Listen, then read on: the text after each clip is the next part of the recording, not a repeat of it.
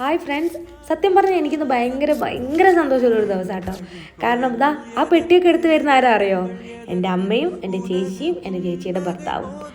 അപ്പോൾ അവരെ കാണാനായിട്ട് ഒരു 2 മാസമായല്ലോ. അപ്പോൾ ഇതാണ് എൻ്റെ ചേച്ചിയുടെ ഭർത്താവ്. പിന്നെ ഇതെൻ്റെ ചേച്ചി, എൻ്റെ ചിക്കു, ചേച്ചി എന്ന് വിളിക്കലേ ചിക്കു.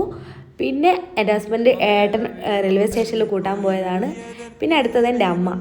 അപ്പോൾ 1.5 മാസമായില്ലേ ഇവരെയൊക്കെ മിസ് ചെയ്യുന്നു. അപ്പോൾ അവരെ കണ്ട ഭയങ്കര സന്തോഷമുണ്ട്. അപ്പോൾ അവരെ കൊണ്ടുവന്ന പെട്ടിയൊക്കെ പൊട്ടിക്കാം. അപ്പോൾ ഫസ്റ്റ് തന്നെ ഒരു കാർബോണിൻ്റെ ബോക്സിലാക്കിയിട്ടാണ് അവർ കൊണ്ടുവന്നത്. അപ്പോൾ എന്താണെന്നൊക്കെ നമുക്ക് നോക്കാം.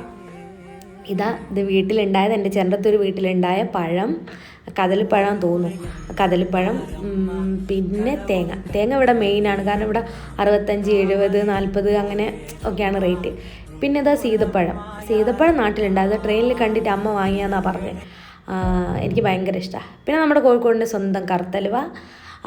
പിന്നെ ഏട്ടൻ്റെ മെയിൻ സാധനം ജാഗിരി ഏട്ടന് ഭയങ്കര ഇഷ്ടമാണ്. അപ്പോൾ ഇതിപ്പോൾ തന്നെ തീരും. പിന്നെ അമ്മയുടെ സ്പെഷ്യലുണ്ടാ, അമ്മ എവിടെ പോയാലും ഇത് കൊണ്ടുപോകും. കാരണം എനിക്ക് ഭയങ്കര ഇഷ്ടമാണ്. അപ്പോൾ നല്ല നാടൻ അമ്മ ഉണ്ടാക്കി ഉണ്ടാണ്. പിന്നെ ഇത് ഞങ്ങളെ റേഷൻ അരി. എനിക്കും ഏട്ടനും എൻ്റെ വീട്ടിലാണെങ്കിലും എൻ്റെ വീട്ടിലും എല്ലാവർക്കും റേഷൻ അരിയാണ് ഭയങ്കര ഇഷ്ടം. അപ്പോൾ റേഷൻ അരി ഉണ്ട്. പിന്നെ അരിപ്പൊടി, പത്തിരി, കൊഴക്കട്ട അങ്ങനത്തെ ഒക്കെ ഞങ്ങൾക്ക് ഭയങ്കര ഇഷ്ടമാണ്. പിന്നെ അവിൽ, പിന്നെ കൊണ്ടുവന്ന എല്ലാ സാധനങ്ങളും ഞാൻ അത് മൊത്തമായിട്ടൊരു വീഡിയോ എടുത്തിട്ടുണ്ട്.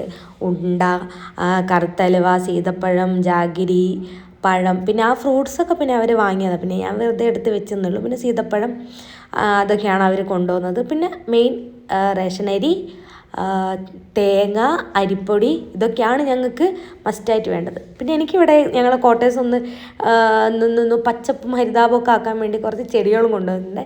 അപ്പോൾ ഇനി